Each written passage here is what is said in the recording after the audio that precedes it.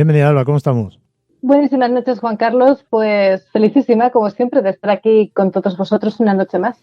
Hoy vamos a hablar, Alba, del único pueblo excomulgado y maldito de toda España. No sé si del mundo, pero sí de toda España. Pues así es. Lo cierto es que creo que esto es lo que más me fascina de esta profesión, ¿no? Que siempre terminas topándote con algo insólito, por muy escéptico que se sea, o por muchas vueltas que se le dé a algo para intentar que encaje en una perspectiva más científica, más objetiva, más...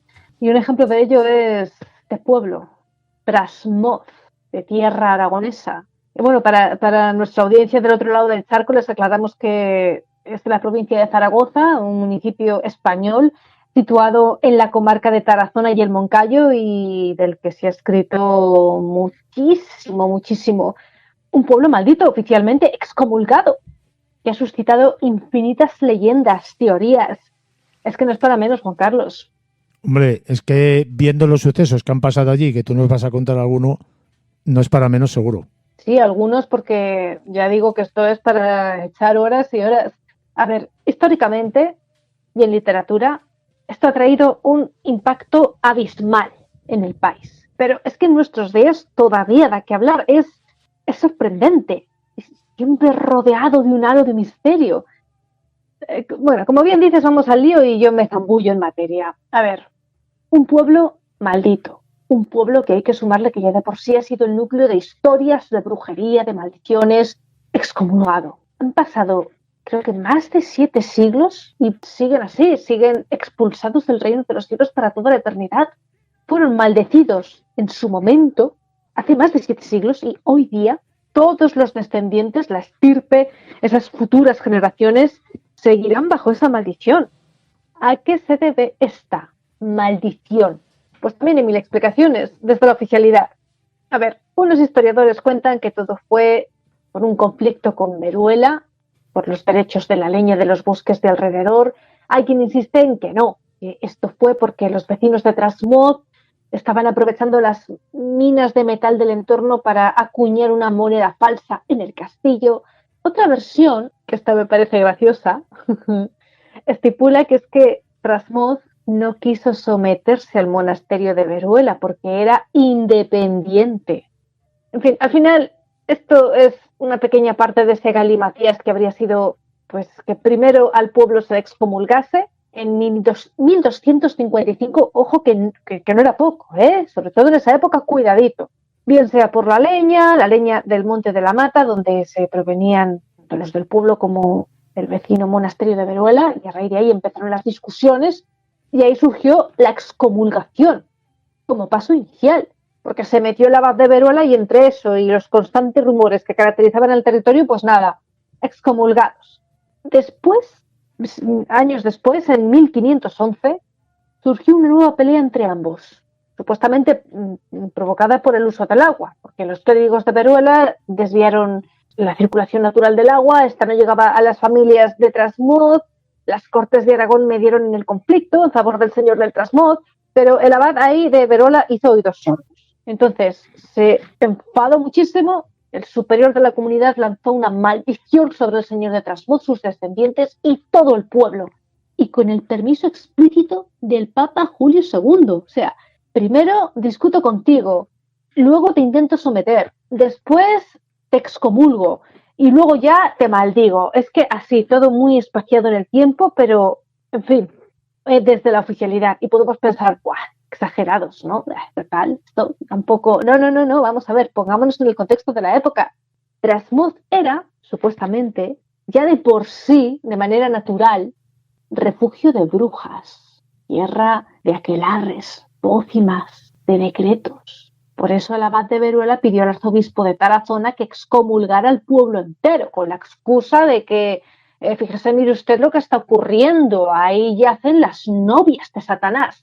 Y se conoce que como las cosas de excomulgar son complicadas, lleva lo suyo, pues pasado el tiempo nadie se acordó o nadie se quiso acordar de revocar la situación y así siguen y con mucho orgullo, ¿no? A ver, esto no es ir, pedir, firmar unos papelitos y ya está. Por lo visto, es que según se han relatado en crónicas de la época, bueno, que nuestra audiencia se lo imagine, por favor, plena noche, el abad del monasterio de Veruela, entra a la iglesia, cubre con un velo negro el crucifijo del altar y empieza a recitar ahí un salmo de la Biblia, que es una maldición del mismísimo Dios contra sus enemigos, y mientras el abad lo canta, da toques con la campana, esto en plena noche, sentenciados con el Salmo 108. ¿Qué significó esto? Que los habitantes no podían pues ni confesarse ni recibir los santos sacramentos, y bueno, teniendo en cuenta que por aquellos años en la población había un poco de todo, había cristianos, sí, pero también mucho musulmán, mucho judío, pues la excomunión no les cambió mucho sus vidas, ¿no? Ellos siguieron con sus quehaceres, con su independencia respecto a Veruela, importante detalle. Trasmoz siempre ha sido la cuna de todas las actividades insalubres para el alma humana. Esto con permiso y cariño hacia los lugareños, por supuesto, pero es que la historia es la que es. Era un sitio en el que latía un enorme temor hacia Dios, un Dios que por otro lado se sentía que había abandonado a sus fieles. Es que, Dios mío, es para estirarse de los pelos. O sea, en el siglo XIII, en el castillo de Trasmoz, insisto, según cuentan, se acuñaba una moneda falsa. Encima el municipio laico, es que totalmente fuera de la jurisdicción del monasterio de Veruela y exento de pagar impuestos a este. Por si fuera poco, era una zona rica en minas de hierro y plata, grandes reservas de madera, agua. Es que Trasmoz era así como una especie de isla que escapaba del control del monasterio, y el abad del mismo pues consiguió que el arzobispo de Tarazona excomulgara a la localidad entera, amparándose en esas acusaciones de magia. Actualmente, tengo que ir a visitarlo un día.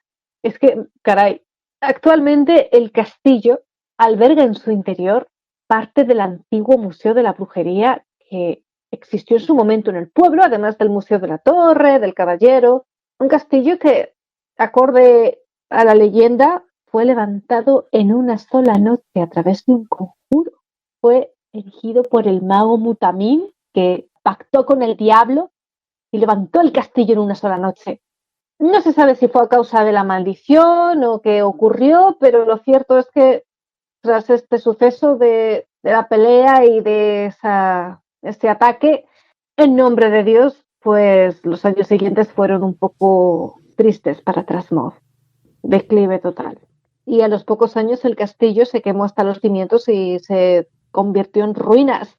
Un sitio al que cada sábado, entre la oscuridad, dicen, iban los siervos de Satanás a honrar al Señor de las Tinieblas, y un montón de brujas montadas en sus escobas, y se veía de todo ahí.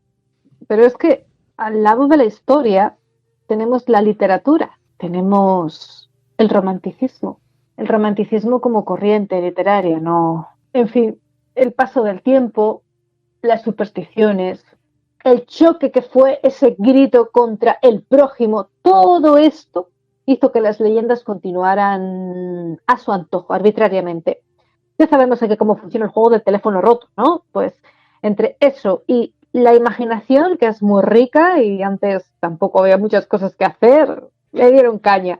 Aquí es donde entra nuestro querido Gustavo Adolfo Bécquer con esa maestría en la composición, en los versos, la prosa, que ayudó a que la historia de Trasmoz se expandiese más aún por todo el país. Bécquer era, como buen literato romántico, un apasionado de lo oculto, lo misterioso, lo fantástico. Por aquel entonces sufría de tuberculosis cuando se fue al monasterio de Veruela. Fue ahí para respirar aire puro. Ya sabemos cómo curaban antes la tuberculosis. Y ahí fue donde confeccionó Cartas desde mi celda. Y en la número 6, 7 y 8 en concreto, Bécquer plasma algunas leyendas de Trasmoz, ¿no? Como la de la construcción del castillo en una noche, que en teoría era una ruina llena de sombras donde se producían aquelarres y otros asuntos diabólicos. Y hablo de la tía Casca, que no me acordaba. La tía Casca era, por lo que se comenta, así se llamaba la última bruja viva en Trasmoz.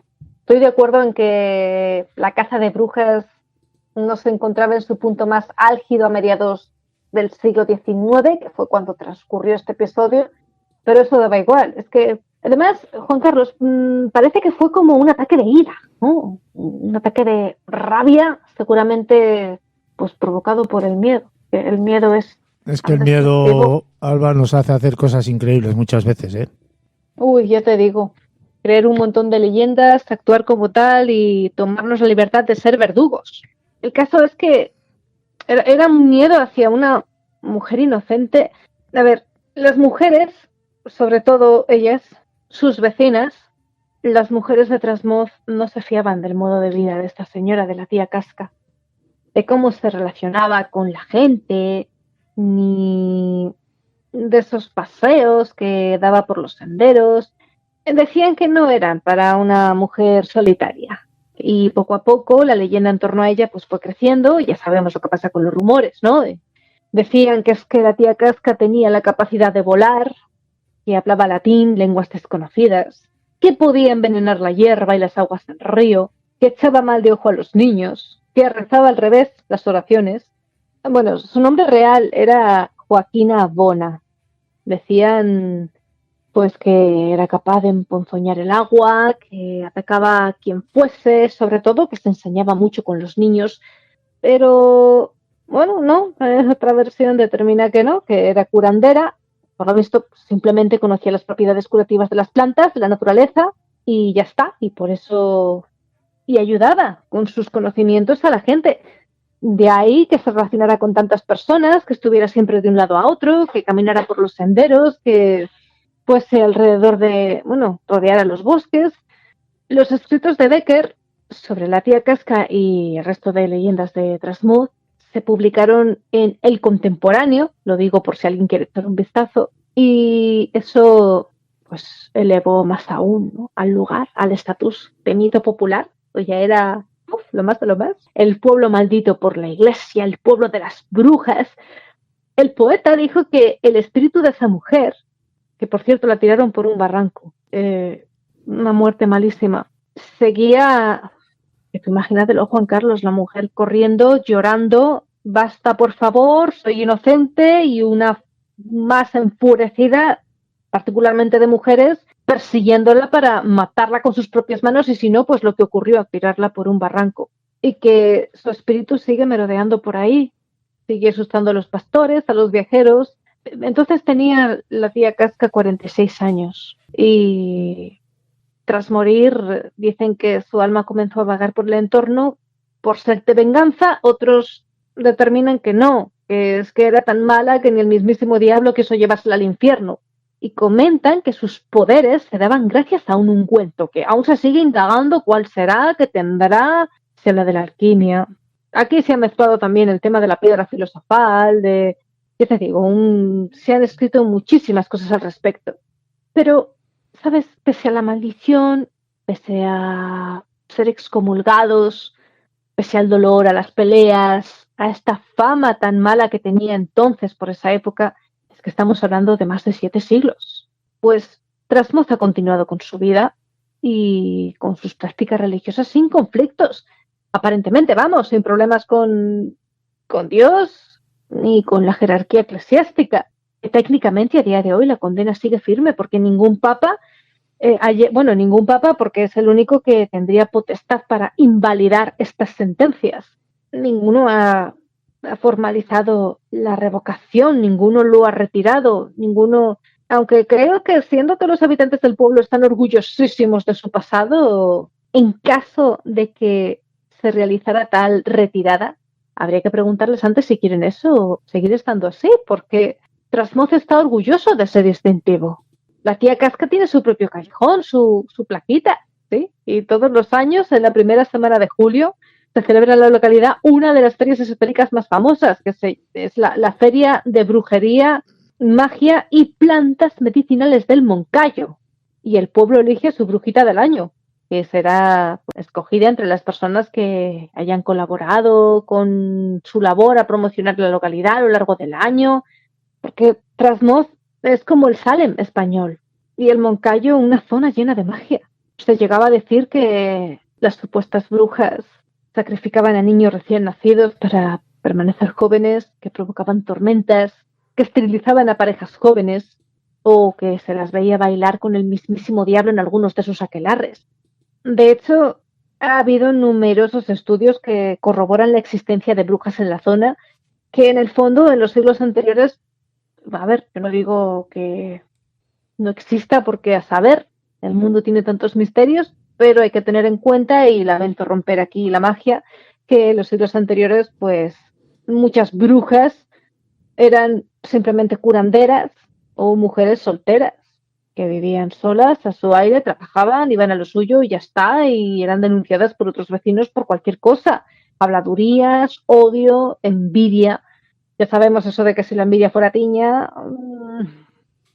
Pero oye, el pueblo ha sabido sacar partido de sus leyendas, muchas cosas guardan relación con las brujas, con Becker, con la cultura, y le ha dado forma a ello Es y lo que explotan. Alba es un pueblo turístico en ese sentido que estás mencionando, ¿eh? Sí, sí, me parece muy bueno que hayan sabido sacarle partido. No quiero decir con esto que haya que hacer apología a matar niños, a satanismo, etcétera. No.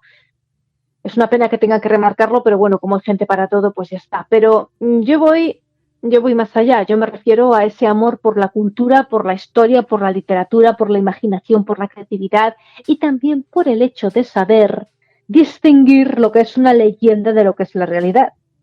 Y así es como se van forjando identidades, se van creando legados, características. No sé, yo con esto pienso también un poco poniéndome sentimental, pues que había de verdad y que no, y cuántas personas inocentes habrán muerto por el clamor popular, qué cosas sucederían por esa época, no sé, ¿no? Me pregunto un montón de cosas, no sé. ¿Qué te preguntas tú, Juan Carlos?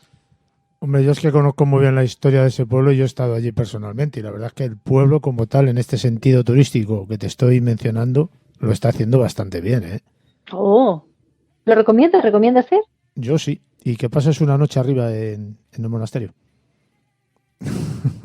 El caso es que en el monasterio de Veruela creo que he estado, pero es que he estado en muchísimos sitios y además eso creo que fui muy de niña. Yo te recomiendo que Sí, pases sí que allí una estuve. noche tú sola. Uy, uy, uy, uy. Igual se le aparece la tía Casca, ¿eh? ¿Eh? Tú sabes que aquello está, bueno, lo habrás visto en fotografías, está en un alto y se divisa todo el horizonte. Es una pasada las vistas que tiene, ¿eh? Es increíble. Y además Sí que he estado que se nota en el monasterio. claro, por la noche se nota como una especie de ambiente distinto. Cuando estás solo, cuando hay soledad, quiero decir, cuando no hay ruido, cuando no hay luz, aquello es, no sé, el ambiente es distinto, no sé cómo describirte. Hay que estar allí para vivirlo. Entonces tú has sentido que el ambiente tiene algo, no sé, desde el aspecto sensitivo, Juan Carlos. Tú que eres una persona receptiva, más flexible y amante de lo insólito, ¿alguna experiencia sobrenatural o algo que te haya inquietado? Allí ¿Quieres no, ¿eh? compartir? ¿No? Allí no. En Mm. Belchite sí, pero allí no. Ostras, es que Belchite, me mencionas también un sitio que además han sacado hasta psicofonías que se oían, hasta los disparos, los aviones, no, algo así era. Eso tiene una carga que también creo que de manera oficial se determinó que la energía psíquica del lugar era monstruosa. Y en Belchite he estado muchísimas veces. Lo que pasa es que... Ahora ya no se puede entrar, necesitas permisos. Ay, pero si hay 4 ruinas ahí, de verdad que Pues no. cuando nosotros estuvimos allí, que hemos estado también varias veces, se podía entrar libremente. Lo que pasa es que la gente, pues ya sabéis, tiene esa manía, esa mala costumbre de destrozarlo todo. Alba, ¿dónde te puede seguir la gente que nos esté escuchando? Pues, por ejemplo, a través del canal de YouTube Mundo Viperino. Es un espacio en el que practicamos filología y periodismo libres, intentando mantener vivos nuestros derechos a la expresión y a la prensa, algo que la verdad es muy difícil hoy día por la censura, pero no nos importa, porque nos gustan los retos y porque cada vez estamos más enamorados de nuestro trabajo y de medios como este, del que siempre se aprende. Tiene una revista física en formato papel llamada Rasgando la Penumbra y puede encontrarse en Amazon junto con todas mis demás publicaciones y colaboraciones. En ella además se tratan temas de denuncia social y geopolítica principalmente, aunque también hay entrevistas, hay análisis, hay algunas cosas un poco censuradas del ámbito digital, cositas que hacen pensar. Recomendamos entrar a nuestro canal de YouTube Mundo Viperino, hacer clic en la etiqueta listas, dirigirse a la que dice Mundo Insólito Radio y disfrutar de más programas. Muchísimas gracias. Un fuerte abrazo, Alba. Un abrazo enorme, gracias a todos.